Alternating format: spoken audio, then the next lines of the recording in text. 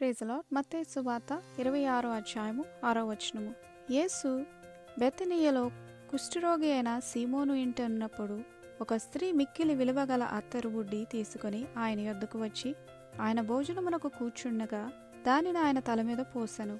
శిష్యులు దాన్ని చూచి కోపపడి, ఈ నష్టమెందుకు? దీనిని గొప్ప వెలకు అమ్మి బీదలకి ఇవ్వచ్చునే అనిరి. యేసు ఆ సంగతి తెలుసుకుని, ఈ స్త్రీ నా విషయమై ఒక మంచి కార్యము చేశాను, ఈమెను మీరెలా తొందర పెట్టుచున్నారు?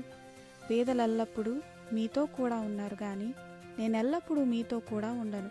ఈమె ఈ అత్తరు నా శరీరం మీద పోసి నా భూస్థాపన నిమిత్తము దీనిని చేశాను.